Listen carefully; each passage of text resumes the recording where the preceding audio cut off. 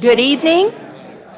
On behalf of the League of Women Voters, I would like to welcome you this evening to the Colorado House District 58 General Election Candidate Forum. My name is Jan Edwards, and I'm the Voter Service Chair of the League of Women Voters of the Uncompahgre Valley League of Women Voters. Also with us tonight is League member Susan Chandler-Reed, who will serve as our moderator, and Rod Britton, also a League member, will be our timekeeper. Welcome, Susan and Rod. There are 65 House districts in Colorado. As a result of redistricting following the 2020 census, each district includes approximately 77,500 citizens. House District 58 now includes all of Montrose, Gunnison, Ouray, San Miguel, Dolores, and Hinsdale counties, plus the eastern half of Delta County and the northwest quarter of Montezuma County. 3 leagues across the House District 58 have come together to sponsor this forum. They include the Gunnison Valley, Montezuma, and Uncompahgre Valley chapter, which chapter represents Delta, Montrose, and Ouray counties. We're also very fortunate to be hosted by the City of Montrose, and city staff will be providing the technical support for this forum. The League of Women Voters is a nonprofit, nonpartisan organization that does not support or oppose candidates or political parties. Our mission is to empower voters and defend democracy. To do that, we actively encourage the informed and active participation of citizens in government, work to increase understanding of major public policy issues, and influence public policy through education, advocacy, and where necessary, litigation. Participating in and hosting candidate forums like this event is just one of the many activities that the League engages in to accomplish our mission. The views expressed during this forum are those of the candidates and not those of the League of Women Voters or our host. We welcome you, the audience present here tonight, and those joining us by live streaming via the City of Montrose's live meeting viewer. This forum is being recorded and will be available for on-demand viewing via the City of Montrose YouTube channel and with links from our League website and vote411.org. This evening's forum may not be recorded without the express permission of the League of Women Voters. No excerpts may be used in any form by individuals, candidates, or political parties. We are pleased to have candidates Marc Catlin and Kevin Kuns with us this evening. Tonight's format is town hall style. It is not a debate. Both candidates have agreed in writing to the ground rules established by the League of Women Voters. Representative Catlin and Mr. Kuns, welcome to tonight's forum. Questions have been submitted in writing by district constituents prior to the beginning of this forum. A nonpartisan committee of League members from across the district has reviewed and selected questions to represent a cross-section of the communities that comprise this House district. Each of the candidates will have an opportunity to respond to the same questions. We will not take live questions during this evening. We thank all of you who have submitted questions, since asking questions of elected officials and candidates seeking public office is one sign of a healthy democracy. For tonight, we respectfully ask the audience to comply with the following ground rules: civility, no use of attack language, no overt reactions to candidate answers, and please hold your applause till the end of the forum to give the candidates their allotted time to share their views. It's now my pleasure to turn it over to our moderator, Susan Chandler-Reed. Thank you, Jan. Welcome. Tonight we hear from the two candidates seeking to represent District 58 in the Colorado House of Representatives. The goal of this forum is to present each candidate's view in a fair, nonpartisan setting so that you, the voters, can make an informed voting decision. As Jan mentioned, and in the tradition of the League, questions have been solicited from residents of the district. They represent the diversity of citizens' concerns and perspective. Neither candidate has been given the questions in advance so that audience members can evaluate each candidate's grasp of the issues that are important to House District 58's constituents. And I will comment here, we are not going to be able to get to all of them that were submitted, but we'll get to all of them that we can.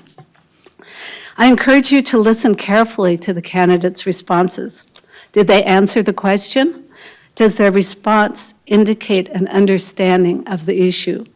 Do they have ideas for how they can work to address the problems we are facing in our district, state, and country? The two candidates running to represent District 58 in the Colorado House of Representatives are Republican Marc Catlin, the incumbent, and Democrat Kevin Kuns, the challenger. Representatives are elected to a 2-year term. All representatives are elected every 2 years and are limited to serving a maximum of 8 consecutive years at a time. Among other duties, representatives introduce and vote on bills and resolutions concerning public policy, offer amendments, and serve on committees. Representatives must live in the district they serve. Tonight's format will begin with 3-minute opening remarks by each candidate, followed by questions that will have 2-minute response times. After the questions have been answered by the candidates, 3-minute closing remarks will be given by each candidate to end the forum. Prior to tonight's forum, the ground rules were distributed to the candidates and agreed to by them. This is a forum and not a debate. In the spirit of productive civil discourse and to advance the voters' understanding of their views, I remind the candidates to direct their answers to the audience and not to each other.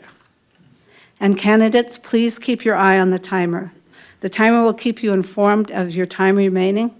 Should you go over the time allotted, I will stop you and move on to the next speaker or question.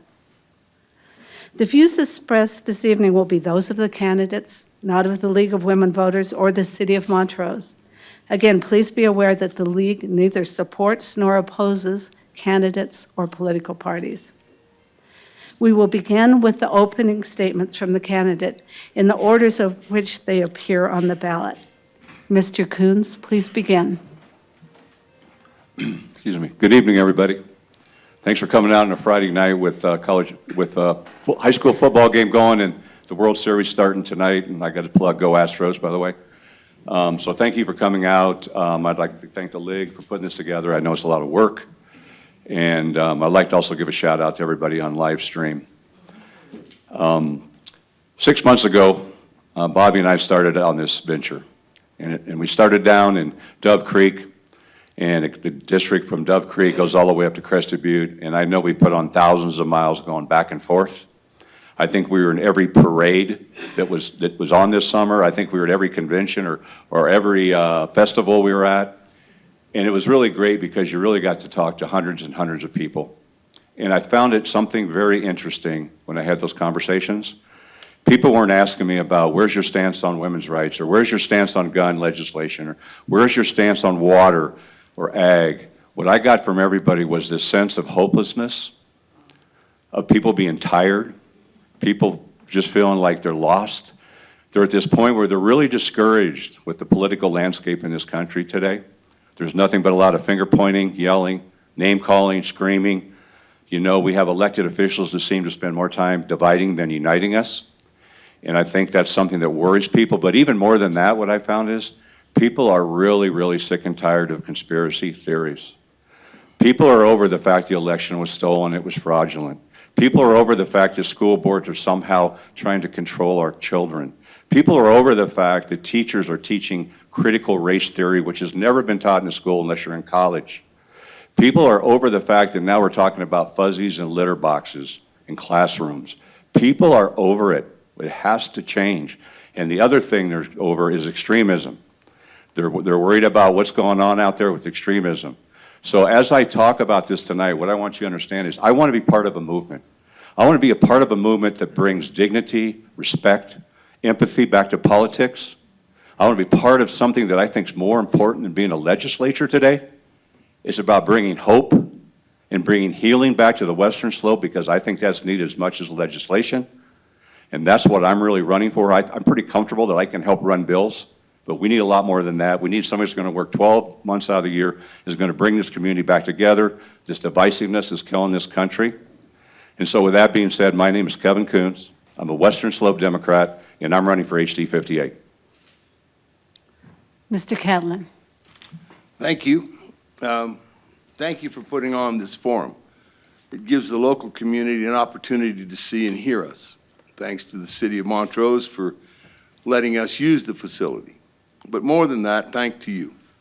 You've taken time out of your day, out of your life, to come and get to be a better informed voter, which is important in this world. I agree, there are too many hours spent hollering at one another. One of the things about me is that I'm not much of a hollerer. We try to get work done. We try to move things through the House of Representatives that influence and impact the 58th District. The 58th District is a very special place, even with the new counties that we've gotten in the new district. Gunnison has a lot of the same things in mind as Montrose does. The Gunnison River is a big deal on the western slope of Colorado. By having Uray County in our district, we now represent all of the Uncompahgre River. Those things don't sound like much, but they are a big deal in the 58th District. You know, one of the things that we've tried to do hard over there in the last 6 years, and this is my last term, I'm running for my last term today.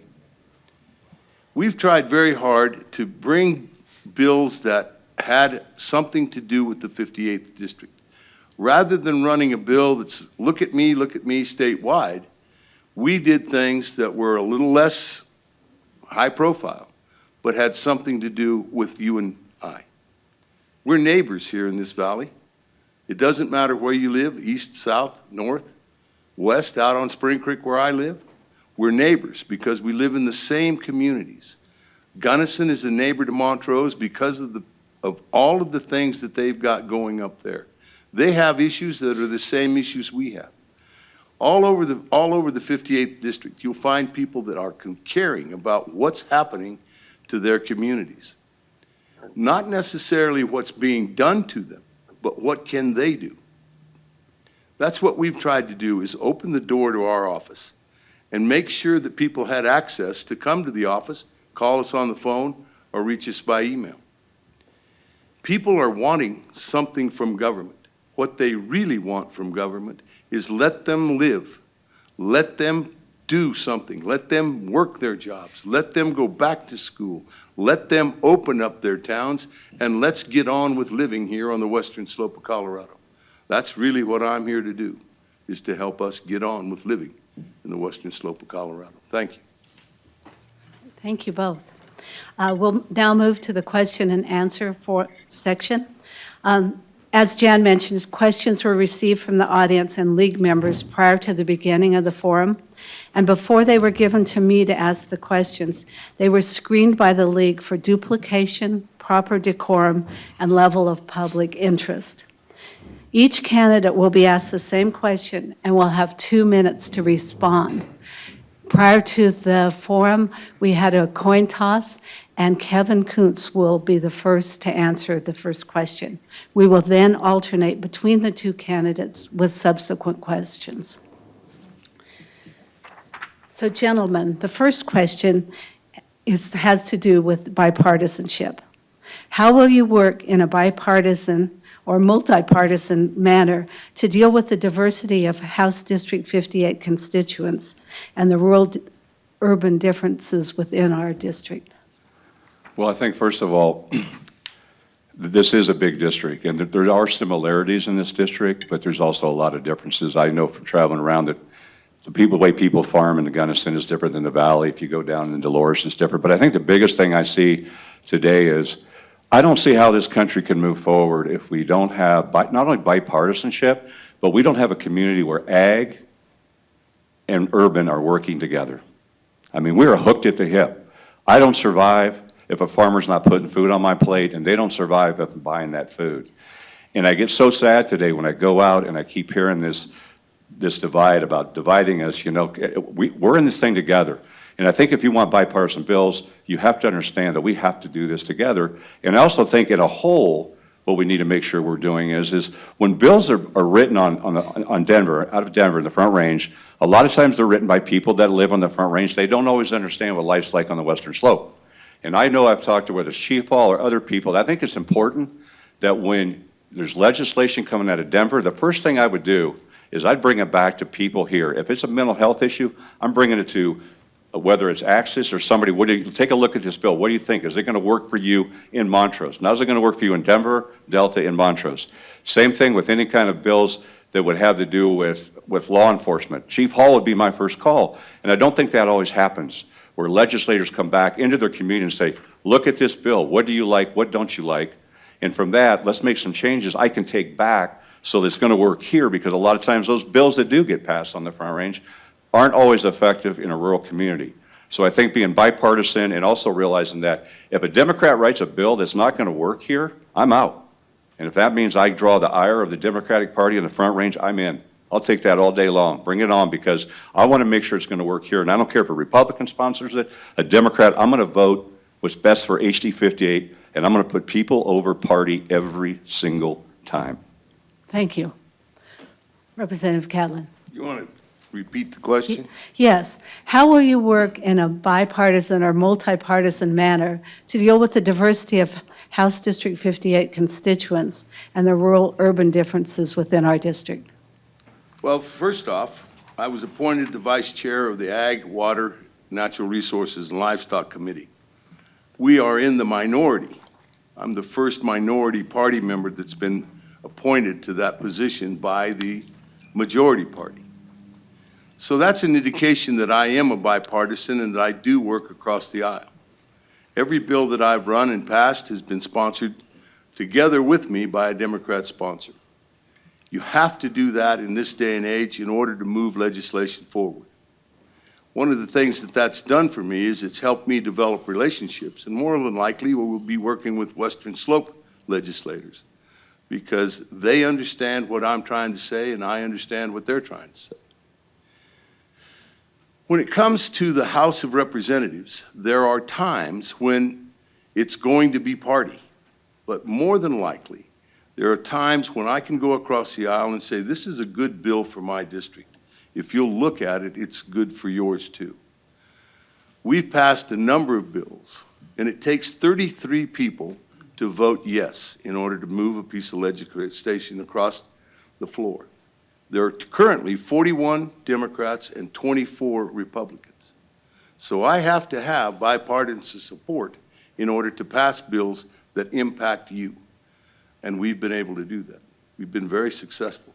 In the bills that we've run, they've passed. We've been able to do things that other people have not been able to do in the House of Representatives because we do go and talk to people. And as far as coming home to talk about it, we make a lot of phone calls to people that are here in our district as to what they think of those bills. Thank you. Thank you.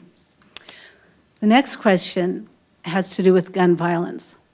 It was reported by both the Washington Post and Denver Post in 2019 that Colorado had more mass shootings per capita than all but 4 states. Recent events show that the problem has only continued. What, if anything, is your plan to address gun violence in Colorado while protecting Second Amendment rights?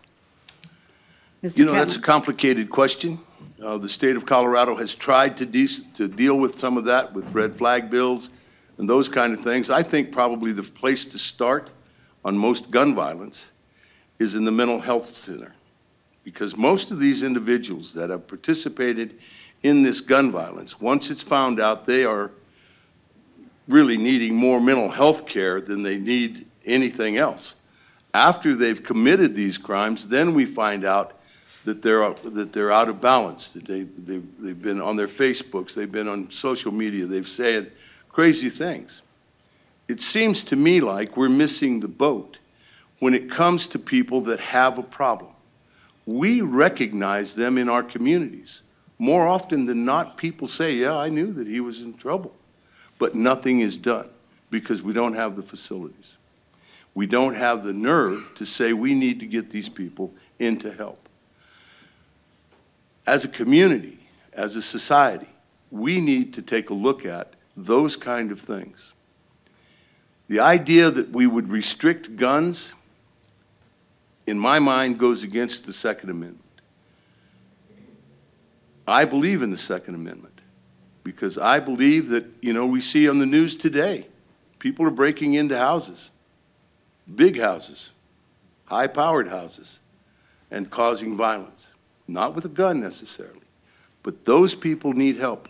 Our society needs to turn and look at mental health facilities, more beds, particularly on the Western Slope.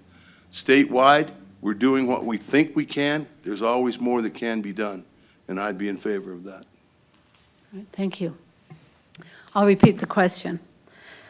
It was reported by both the Washington Post and Denver Post in 2019 that Colorado had more mass shootings per capita than all but 4 states. Recent events show that the problem has only continued. What, if anything, is your plan to address gun violence in Colorado while protecting Second Amendment rights? Okay. Well, first of all, I want to make sure everybody knows, I actually happened to grow up in a ranch in Wyoming where there was 2 guns always in the back window. And I own 3 guns, so I'm not an anti-Second Amendment person at all. I think that anybody that thinks that amendment's ever going to be overturned is in denial or something. It's never going to happen. But what I do think, and I agree with my opponent, that a big component of it is mental health. And also I want to preface it by saying Colorado actually is one of the 10 top states in common sense guns. So it's not like we're not doing anything. But it is a mental health issue, and it's a gun issue both. And if you look at mental health, okay, why was the red flag bill created? It was created to get weapons away from people that may have a mental health issue that they could harm themselves or somebody else. Right? The big scream is, here they come for your guns. Let me give you the data in the last 2 years, okay? In the last 2 years, the red flag, and what's called, what a judge has to issue in order for a red flag, okay, it's called a petition. In 2 years, 246 of those have been issued, okay? How many gun owners in Colorado? A couple million? 246 times that's happened. Only 146 times has that actually, the petition has actually went to a home to remove a gun. 146 times in 2 years. So it's working. I think it needs to be stronger, and I'm happy to announce that no farmers or ranchers got their guns taken away. And of those 140 people, 70% of those are by law enforcement. I think we need to still strengthen laws. I think the red flag bill needs to be stronger. I think we need to look at longer waiting periods for people, that if they're having a mental health issue or they're in a rage, that they're not going to be able to walk in and walk out of Cabela's 2 hours later with a 9mm like I did. I think that needs to change, and there are other ones, but I think you can do that and protect people and not make people feel like we're coming for your guns, because I've heard that for 30 years. And I think we can do better, and Colorado should be doing better. All right, thank you. And this next question, you'll start with it. It has to do with campaign finance. With the current state of the political arena, where most people feel money should be taken out of politics, especially Political Action Committee money, have you or would you take money from PACs or lobbyists? Well, that one's easy, because usually if you're not an incumbent, it doesn't matter. But I can tell you, we have taken 0. We have got no money from any lobbyists, PACs, anybody else. Every penny we've got is from individual donors, and I'm proud of that, because I think that makes me feel like I'm not obligated to anybody but the people that I represent. So that's a hard no.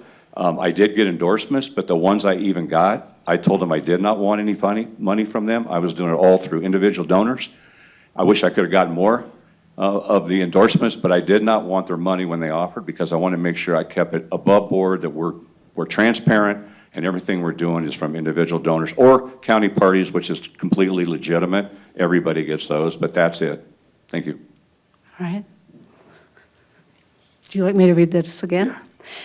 With the current state of the political arena, where most people feel money should be taken out of politics, especially PAC money, have you or would you take any money from lobbyists or political action committees? Well, I have taken money from PACs. But one of the things you need to realize is that $400, I'm not for sale. I'm not for sale as a legislator.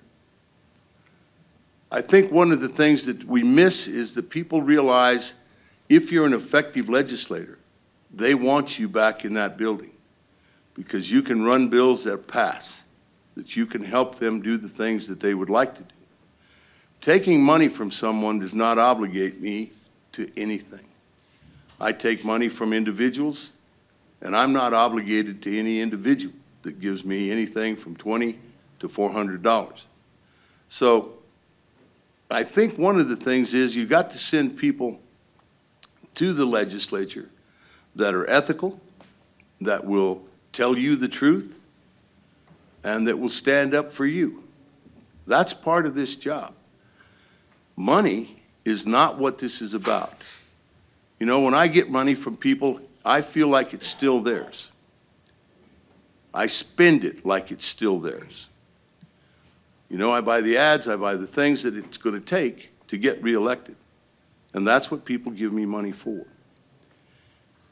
You know, in the state of Colorado, that I know of, there are no paper sacks full of cash, because that doesn't happen in the state capitol. If it did, I think everybody in that building would probably look to that person and turn them in. You know, this is about the people that send us. If you trust me enough to send me, I trust you enough to do the very best I can. Thank you. Thank you. And Representative Catlin, back to you. On June 24th, 2022, the Supreme Court overturned Roe versus Wade, kicking the issue back to the states. Would you support a measure to put a woman's right to choose in the Colorado State Constitution, thereby guaranteeing women the right to control their own health care decisions? I think that the Roe versus Wade coming back to the state was the right move. I think that the states should make that decision. And in the state of Colorado currently, we passed a bill that I voted no on that allows abortions from any time, for any reason, clear up to the end of the pregnancy. As far as adding something to our Constitution, I think if the people here in the state of Colorado want to do that, then we should ask them to vote for it. We've tried that a couple of times in the past, and they haven't passed. Things change, times change. But I think if the people of the state of Colorado want it, then sign the petitions, get the number of people on signatures, and let's put it on a ballot. We've got 11 things on our ballot right now. One more would be okay, I guess. But that's what we need to do in the state of Colorado, is if the people want it, that's fine. I don't think that the legislature should be involved in trying to change the Constitution. It needs to, and it has to go to the vote of the people. I believe in the people. I trust the public. If they decide they want something, let them vote for it. And we'll answer the question once and for all. Thank you. Would you like me to repeat the question? No, I'm good. Okay. Thank you anyway, though. I'm sort of excited these days because it seems like more and more people are talking about the Constitution. It's becoming more that we should read it more often. So I always like to say the best part about it, not the part that's more important. When you're talking about Roe versus Wade, the part that starts out and says, we the people. It doesn't say we the men. And I think right now, a lot of us have issues on a small minority of men trying to decide what's in the best interest of women's health care, women's reproductive rights. You know, I don't see how that makes sense when there's 167 million women in this country that probably don't need their advice. So I think it's really time to get that conversation back to where it needs to be. I don't think anybody should be in a room when a woman's talking about her reproductive rights, but herself, her doctor, her significant other, or maybe her spiritual leader or spiritual advisor. You know, I keep looking at this issue, and it came back from like when I was a kid in high school is when it passed. But I think what I'm really seeing now is a place where, once and for all, to answer the question, I would love to be on a committee or a coalition that would come together, put it on the ballot, get it in the Constitution, because the only reason we have that right now in Colorado is because Democrats have the House and the Senate in the state of Colorado. That's the only reason. Governor Polis gives an executive order. Guess what? That's only as good as he's the executive. I can tell you right now that if that flipped, women's rights in Colorado would probably look like the same thing in Oklahoma and Texas, and that's not a state I want to live in or I want my daughter or my granddaughter to live in. And I'll leave you with this. We drove up to Crested Butte 2 weeks ago. Driving in, there's a big cattle ranch owned by some Republicans there. They have a huge sign out in their pasture, handwritten. And what's it say? Women are not livestock. And to me, that says it all. Thank you. Our next question has to do with immigration. What role should the state government have in enforcing federal immigration laws? Please explain. Mr. Kuns? That's a tricky one. A lot of people have asked me about my thoughts on immigration, and I think the first thing I would say is the border's been broken for about 70 years.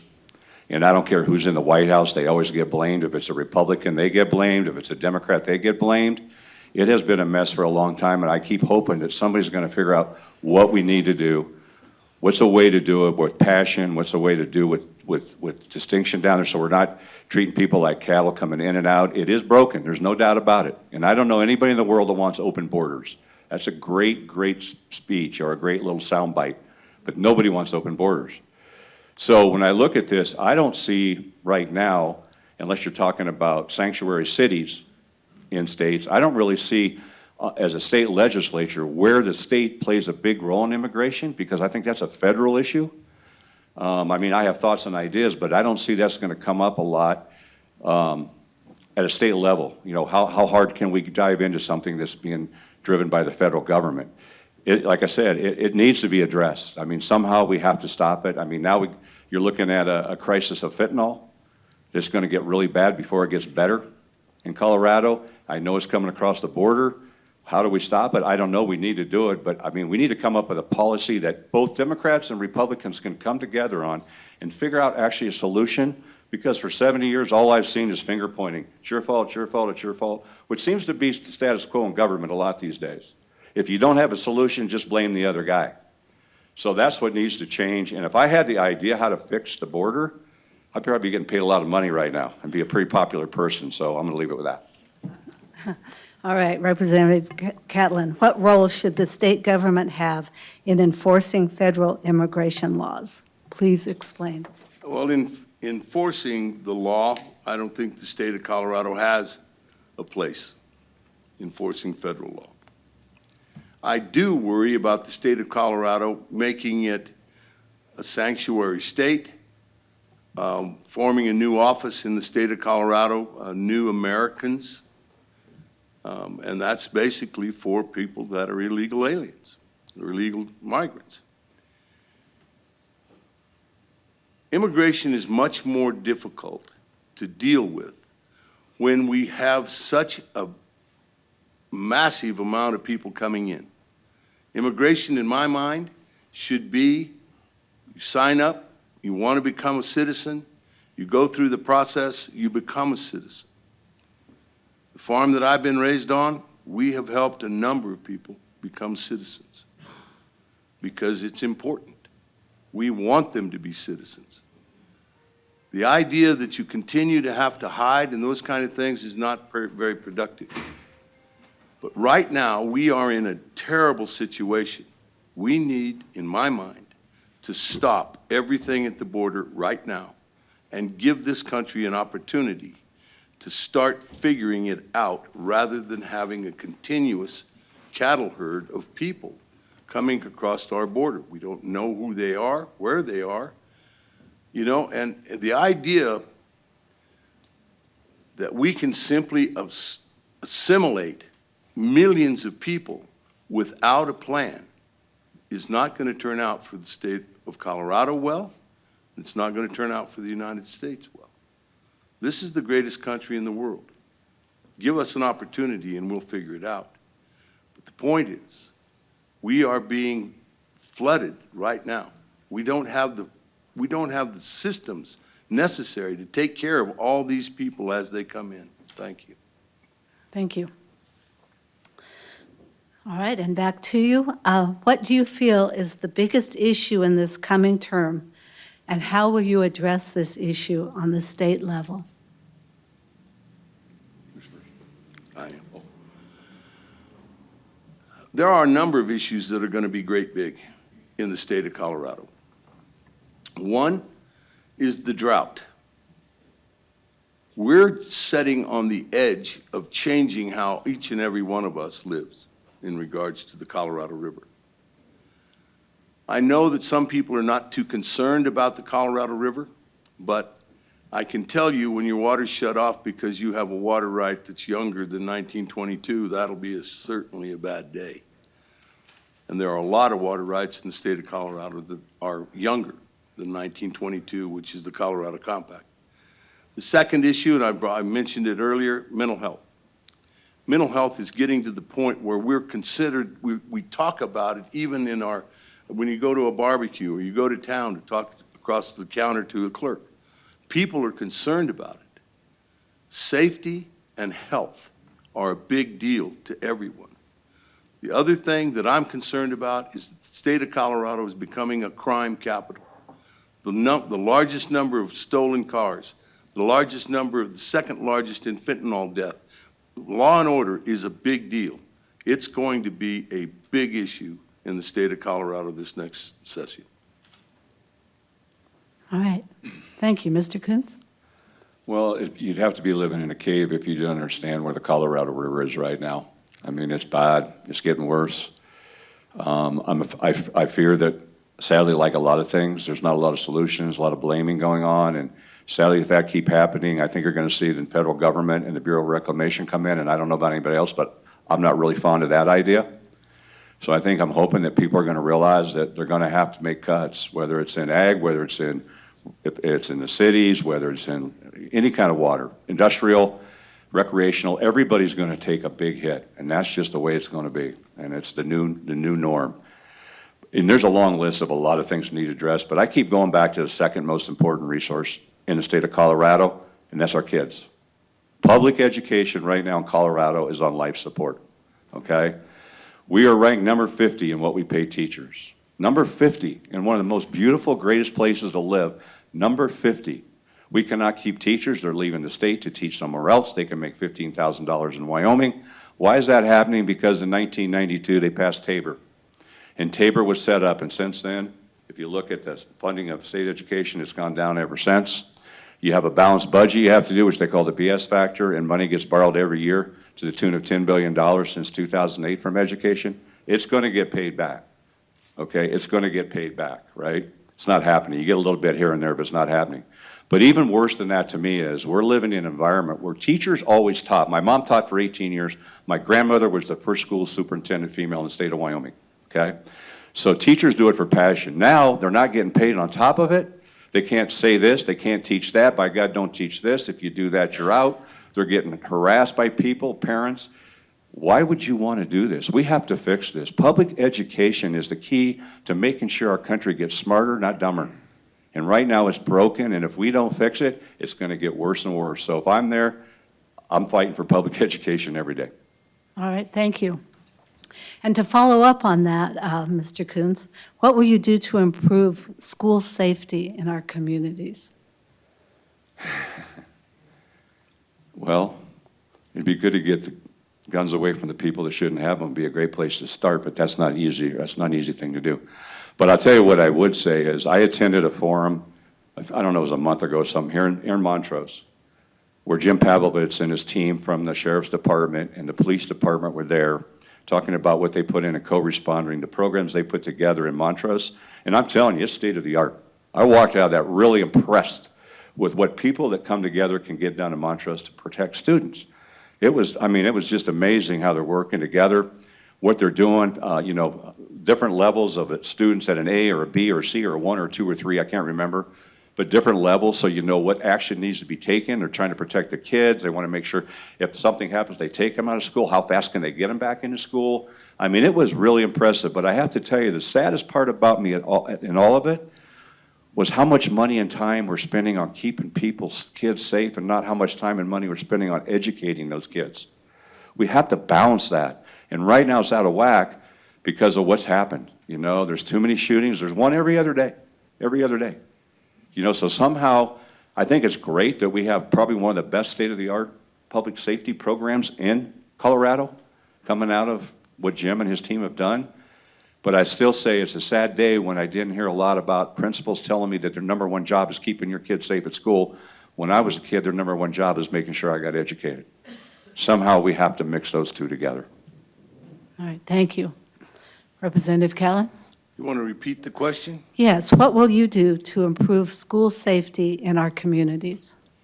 Well, one of the things that I have done is that we passed a bill that helped this school and a number of schools have radio contact with the sheriff and or the police when something starts to happen. So there's immediate response. Seconds count. We passed that bill, I think, 3 years ago, and those facilities now have those type of radio contact. When it comes to the safety of schools, I've also tried to pass a bill that would allow school buses to be tracked by the parents and by the teachers so that people would know where their kids were and what they were doing. We ran out of time this year for that bill. I'm sure that we'll probably try to bring that back this year. Because the softest target in our schools today are the buses. They're out in country, people don't know where they're at, those type of things. This would allow a mother to check on her phone, where is Junior, and in regards to that bus route. Those are the kind of things that I think we can do. Technology is here. We can do a lot of things with technology, possibly even enough that we can start to focus on my opponent's statement about we should be paying more to get our kids educated. But I think part of the answers for us is more technology in the schools and the idea that we still need to have policemen at our schools to help with anyone that tries to get through those hardened targets at our schools. All right, thank you. A new topic now. Can you please help me understand, under Colorado water law, how we can balance uses and needs on the Colorado River, both intrastate and interstate? How do you think the water shortages in the Colorado River should be approached by the western slope? Am I first on that one? No, I'm sorry. the Catlin is. Well, first off, the first thing that should happen is the Colorado River Southern California, Arizona, should stop overusing their allotments. They've created the problem. We use only the water that Mother Nature gives us. The water comes off the mountain to us. We use what's there. If she gives us half, that's all we get. The people downstream from us in the Colorado River system have a bucket above them that they call the Bureau of Reclamation and say, we want 5.5 million acre feet delivered this year from January 1 through January 1. And they get it. So the bathtub ring that you see on Lake Mead has been caused by them. There is no method for counting evaporation against their water rights. In Colorado, we measure water when it comes into my place and when it goes off of my place. I don't use more water than what I've got coming. No one in the state of Colorado does. The other thing is that in regards to the state of Colorado, we have the right to 51.75% of the water that the Colorado River generates at our boundary line. We need to be taking better care of the water that belongs in Colorado to Colorado. We can do a better job of taking care of conservation here than any of the people downstream of us because we've proved it. We're doing a number of different things in the state of Colorado, piping laterals, lining ditches, those kind of things, getting the the low-hanging fruit on conservation is working in Colorado. We're doing our part. All right, thank you. Would you like me to repeat the question? No, you're good. Okay. We need about 5 or 6 hours to talk about water, and we wouldn't even touch it. It's one of the most complicated I've been able to sit down with. A lot of water people in the last 8 months, from Weiser's people to Polish people to people in Uncompahgre, I mean, everybody you can think of. And, you know, I mean, I can't disagree. I mean, two things are very obvious. The water comes out of Colorado, and the lower basin is using more than they should. That's just easy. You can do the math. You can look at supply and demand. When you look at there's 80 farms down in California that are using the same amount as almost Colorado. 8 seasons or 8 cuttings of alfalfa. So Colorado is a problem, you know, and so is Arizona, and I don't disagree with that whatsoever. But what scares me about it when I look at it again is you look at power. When I've learned a lot about the power in water, okay, and it starts at the federal government, it comes down, okay? And I hate to say this, and I love Colorado, but if you look at the power, California has a heck of a lot more power than we do, which is pretty scary. If you want to look at it like football, they got 56 U.S. House representatives, we have 8, 56 to 8. So when you look at what's going to happen, another thing I fear is if we start not trying to figure it out together, we start going toe-to-toe with California, you know what I see happening is about 100 lawyers lining up in litigation for the next 20 years and the river dries up. So it's complicated. It's going to take a lot of collaboration. I asked a farmer here that's very respected, I said, what do we have to do to tell farmers what they have to do? And he said, hit them over the head with a hammer. Now that's a little extreme, but his point is he's told me, he said, Kevin, you know, 100 years ago when we were farming, we were pulling our plow with horses. Today we spend $200,000 on a tractor. The problem is today we're still irrigating like we were 100 years ago. So we're going to have to look at it, and it is lining beds. If we lined all the beds in probably the valley and put down cement liners, we'd probably save 35% of the water right there. So we can do better. We have to do better, but at the same time, we're going to have to get help from down there. It's not going to matter. Right now, the lower basin is using 10 million acre feet of water. The All right. Colorado River right now is producing 10 million acre feet of water. All right, thank you. I think we have time to squeeze in one last question. And we'll start with you, Mr. Kuns. What will you do to obtain state funding for affordable housing in House District 58? Well, first of all, there has been some good bills passed in the last couple of years to help with incentives for affordable housing. I think we just got to be more creative. You know, I think that's why it's always good to have people that are innovative and creative, being in Denver. But I'll give you one good example that I really like that I think, well, there's two actually. Because if you look at affordable housing today, it's going to have to be small homes, manufactured homes. The dreams of owning a large home with a white picket fence and 8 bedrooms is gone. I mean, that's not going to happen anymore. So you have to think smaller. If you look up in San Miguel, they did a thing called the Pinion Project. They're building 27 homes up there. They're manufactured homes. They did a lottery just for teachers and first responders because that's who they need to have live in these homes in Norwood. And they actually got the land that they can sit on, and they gave them appliances that are efficient. They're paying for solar on the roofs. Those are kind of innovative projects we have to do. In Grand Junction, there's a factory up there that's going to be able to produce 100 of those a year, or a month, excuse me, for affordable housing. We're going to have to, the old days are gone of the great, beautiful neighborhoods. They're just not there anymore. They're not, when houses were 180,000 6 years ago, they're 425 now. I don't even know who the heck's buying these houses in Montrose. But here's the thing that scares me that I see happening in Montrose and other communities. We're building these subdivisions out in the county, and these people are buying these little modular homes or whatever, which is great, but then they have to rent the land they're sitting on, which means really and truly you are not building any generational wealth. Okay, when you buy that little home and you put it on rented land, it's going to start depreciating. That is a horrible model for affordable housing. And I really think that needs to be looked at because that is not a good plan whatsoever. And I think there's better ideas. We have to be aggressive and give builders incentives because they're making a whole lot of money right now out there. You think they're going to stop to do a bunch of affordable housing? I don't think so. We have to find companies that specialize in that and want to do that. All right, thank you. Mr. Catlin, what would you do to bring affordable housing and state funding for affordable housing to our district? Well, one of the things that I did in the last session is we passed a bill that will allow communities that are charging lodging tax, if they decide they want to take those revenues and put them into affordable housing by a vote of the people in that community, that's allowed. That's something that hasn't happened up until now. The other thing I've done is I passed a bill called the Middle Affordable Housing, $25 million, to allow people to help them with down payments. It also incentivizes builders to start building these type of homes so that people can afford to get into. Affordable housing has been one of the things that we've talked about for years and years. Because what happens is you start with affordable housing, and by the time the next person buys it, it probably is not. That's what's happened in Montrose. We've done a number of projects where we thought we were taking care of affordable housing.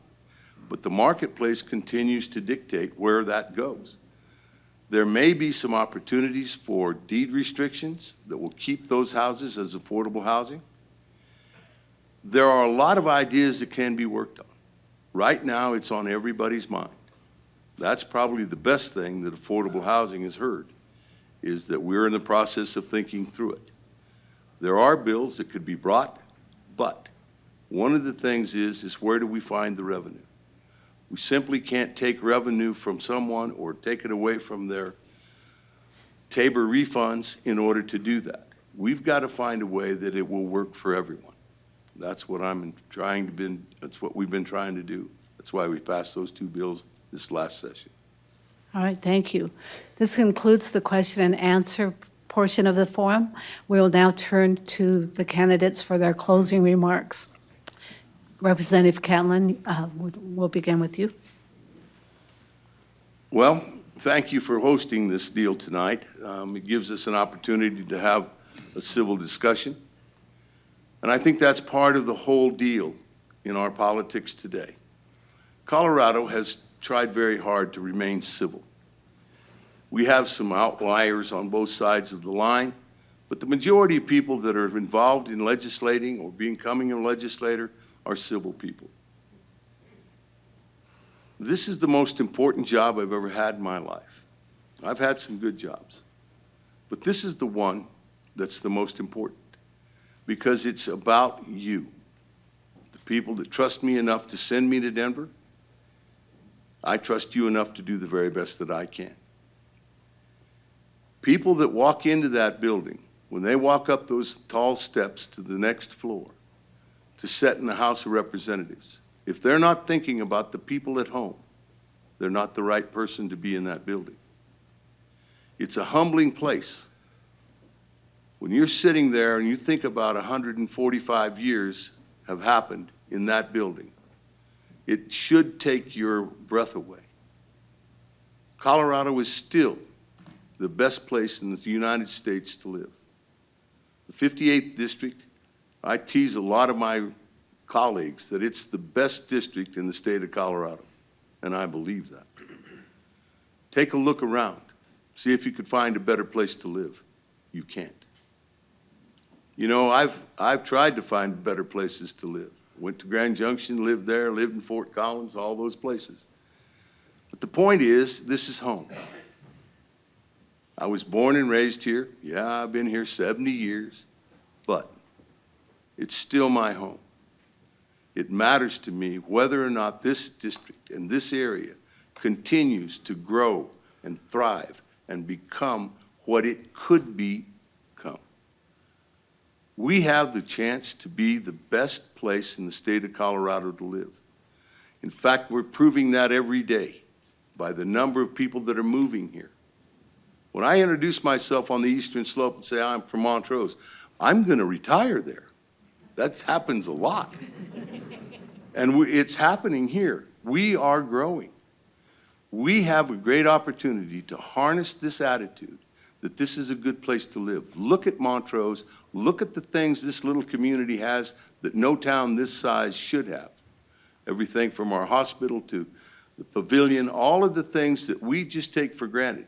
Most communities our size do not have that because they don't have the drive that this Western Slope does have, and particularly Montrose. Thank you. Thank you. Mr. Kuns, your closing statement. Okay, thank you. Thanks, everybody, for coming out again. 9 years ago, my wife and I were living in Casper, Wyoming, and I really knew I did not want to live in Casper, Wyoming. So I said, my sisters lived in the Springs for 35 years. I said, let's go check out the Western Slope. We drove down, we camped up on Grand Mesa. We got caught in a snowstorm. We barely got out. We said, heck with this. So we headed to Moab. We'd never been there, so we took the long route. We came through Montrose, went up over Dallas Divide, and we looked at each other and said, this is where we're going to move as soon as Stacy graduates. And we did. We moved here in 2014. And I'm telling you, we first moved here and we didn't know if we were going to stay or not, but I tell you real quickly, we realized what an amazing community this is. This is probably one of the most giving communities I've ever lived in. You can see it by all the community outreach. And I'm proud of the work that Bobby and I have done. We moved here in the last 6 years, you know, from heading up the Montrose Community Thanksgiving dinner the last 6 years and driving that forward to all the work we did in the last year and a half. As the chair of the Democratic Party here, we raised over $35,000 in goods and services for sharing ministries, for housing resources, for Northside Clinic, and just recently with Shepherd's Hand. We built roots in this community. We're not moving. I tell people, Crippen's going to come calling before I leave. We love this community, and I would fight any day for the Western Slope. It is an awesome, and I've lived in beautiful places. This is number one. And so we're not going to leave. But I think more than that, what I think is that for myself, the reason I want to do this, you know, my opponent has spent 6 years in Denver. He's had his turn. I'm just ready for mine. You know, I want to bring a new voice, a new vision, new energy to the Western Slope. It's bigger, it's more diverse, it's more unique than it's ever been. And I think that's important with my 47 years in both the corporate and private sector of business. I think that matters. It's an important thing to have. But I know I'm going to work hard for everybody, left, center, right. I don't care. I'm going to work tirelessly for every family in HD 58. And not only that, but I'm going to make sure every time I put people over party, I'm not going to be a lifetime politician. I want to make a difference. My wife, you marry younger, my wife can't retire for 6 years. So for 6 years or whatever, I'd like to be in Denver making that difference. And I'll share this last thing.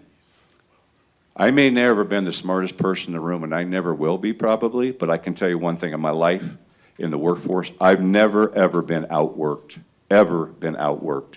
And I guarantee if you elect me to go to Denver, you'll get 12 months a year, every year where I'm out here in this community, not 4 months in Denver, 12 years in Montrose. My name's Kevin Kuns.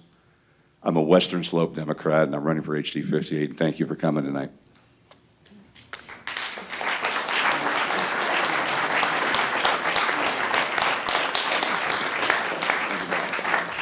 All right, Jan, closing remarks? Back. Yeah. Thank you, Susan. And thank you to each of the candidates for taking the time to participate in tonight's forum. Thanks also to league members across House District 58 and to the City of Montrose and its staff for their support and assistance in hosting this forum. And a special thanks to you, our audience and viewers, for attending tonight and for your questions. Citizen participation in candidate forums like this is another hallmark of the strength of our democratic institutions. As we explained in the beginning of tonight's forum, we were not able to take live questions, but will forward all questions we receive to the candidates. If you have additional questions for the candidates, we encourage you to contact them directly. Thank you for your engagement tonight. The League of Women Voters would like to remind those attending the forum that the views expressed this evening are those of the candidates, not of the sponsoring organizations. Prior to casting your vote, we encourage all voters to learn more and do their own research on any of the statements made by the candidates this evening. To find out more about the candidates' position on issues, we recommend that you visit the website 411.org, sponsored by the League of Women Voters. Each candidate was asked to provide information to that site, and a link to the recording of this forum will be available there as soon as possible. Ballots should have arrived in your mailbox last week. If you did not receive your ballot, please contact your county clerk. Election day is November 8th. All ballots must be received by your county clerk by 7 p.m. on November 8th. Remember, how you vote is up to you. We encourage voters to vote in every election, all the way down the ballot, and to be as well informed as possible when casting their ballot. And that concludes our forum this evening. And thank you for attending. Thank you for being active and engaged citizens.